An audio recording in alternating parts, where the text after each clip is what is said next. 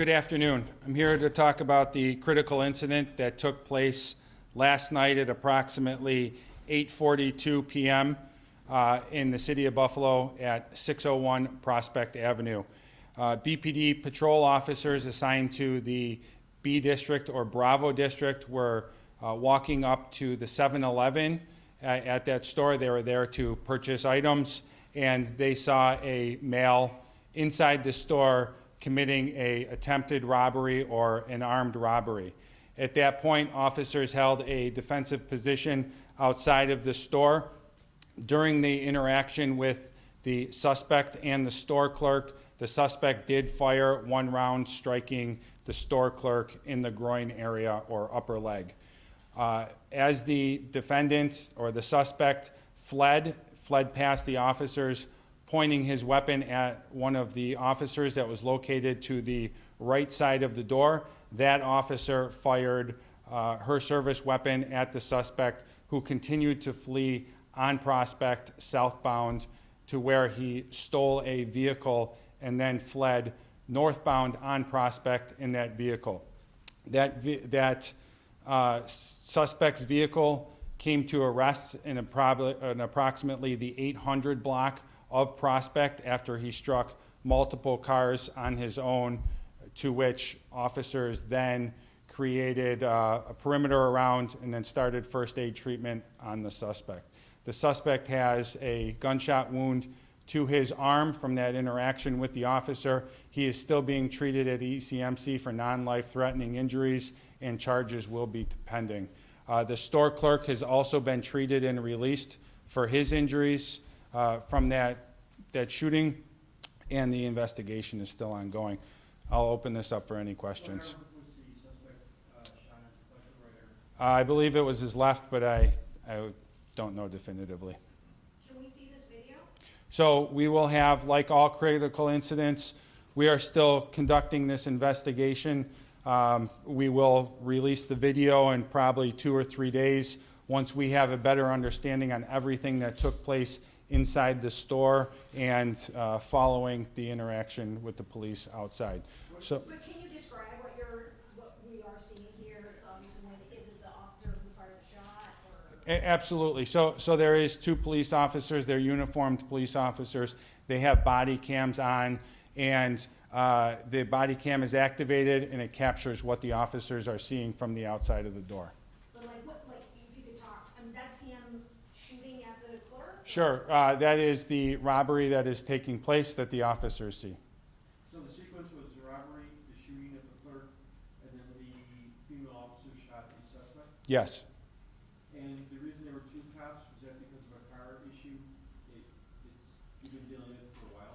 No, so actually there is a field training officer and a PPO that is in the car for this incident. The shooting, the field training, or the officer? We'll release that on when we release the video. Do you have an approximate age of the suspect? Yes, I do. He was, or he is 42 years old, from the city of Buffalo. Not releasing an age just yet? Not releasing the name yet. Is this a right place, right time thing for both the clerk and the officers? Well, I believe so, right? This was not responding to a call. There was no call that was lodged with 911, and the officers did approach. I would say that they were probably as surprised as the clerk to be robbed and the suspect to see the police after he was leaving the store. And there was a training officer there, you said? There was. This is kind of like real-time training, right? I mean, can you describe that and talk about a little bit about why it's important to be ready for any situation at any time? Sure. You know, when you see this body cam and this still image, it's almost like an unrealistic training scenario that you would never walk into a store and see that. But these officers absolutely did see that, and you know, they made the tactical decisions that they made. They held at the end of the store, and when the suspect did flee, he did point his weapon at one of the officers. I know it's a dangerous job working at a convenience store late at night. Have you reached out to 7-Eleven at all to hear what their thoughts are, or will they be changing policies to, if you have 2 people at once working? Sure. So I won't talk about a private business's policies, but I can tell you our B District Chief Champion, his CPOs are regularly in that area. They do outreach. They've done SEPTED in that neighborhood, and there is relationships with the store and the chief.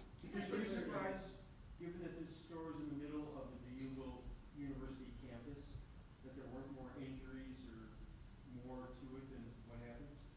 Well, those were the only two occupants in the store, but this is always, you know, a very dangerous thing when you have people with firearms. The chase and everything took place in the middle of, you know, an active college campus. Yeah, I mean, sure. I really don't know how to answer that. It's 9 at night, not during school hours, on the street, and I'm not minimizing that. It's just not like it's during business hours of the school. Just to walk us through one more time, the officer fired and shot the perpetrator, and then the perpetrator went and stole a car and drove into other cars. Could you walk us through that timing one more time? Yeah, absolutely. So if you're looking at the store, to the right of the doors is where the officer held the defensive position. As the suspect ran out the store, he twists and points the gun at the officers. The firearm is discharged. He continues to run after being shot, going down Prospect, mid-500 block, gets in the car that's in the street, takes off northbound. What did the officers do after they shot at the victim? What did they do? So one officer is continuing on foot, and the other officer jumps into the police car, turns around, and then she does not see the actual car theft. So there is some trying to figure out where exactly he went. So on the radio call, right, the officer describes being shot at. So that is on the radio call, and there is still some things to work through the evidence. The suspect's firearm was damaged through this process, and it's a revolver. So I do not want to get ahead of the actual physical evidence I have. The detectives are still, they will interview the officers in a short period. So we're going on the information that I can definitively say right now. He did point it at them, yeah. Yes, because we have that on body cam as evidence. When the suspect fled, and he struck multiple cars, were they driving in the street or were they parked cars? Can you just clarify that? Those are parked cars, unoccupied parked cars. And What was that, carjacking? where did he get hit? The suspect, where did he get hit when he was shot? In the arm. No, was it a carjacking?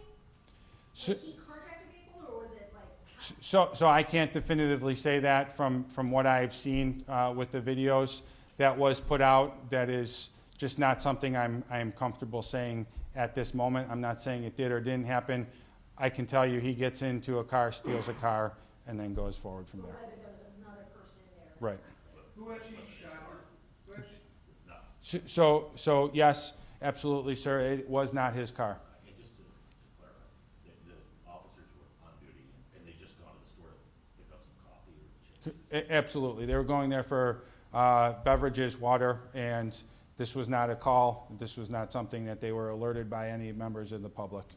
Can you just go Who back actually to shot? shot What point in the sequence the clerk was shot? Like, can you see from the body cam, did the suspect see the police before shooting the clerk? So that is not something that I can say. I'm not withholding it. I just can't say that from the videos that I have, the videos I have seen, and there's some gaps of stuff that I do not know. Before he exited the store. Correct. Who actually shot the suspect? Was it the tactical officer or the training officer or the? I'll release that when we do the final review of everything.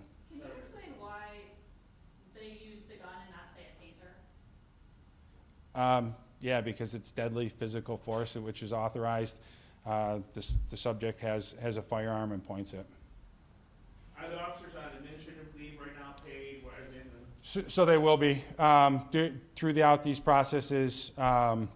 So that's a good question. This is not a case that gets vetted through the AG's office per the executive order. Since this is a non-fatal shooting, it will go through the district attorney's office, which is one of the processes that we're working through right now with charging and being able to do the appropriate charges. So they will be on administrative leave, and that process is then vetted through the district attorney's office, sir. Does that mean they can't come in, they have to stay home, or do they get desk duty? So in administrative leave, they are off. They have the ability to come in the buildings if they want. They have their IDs, they have their weapons.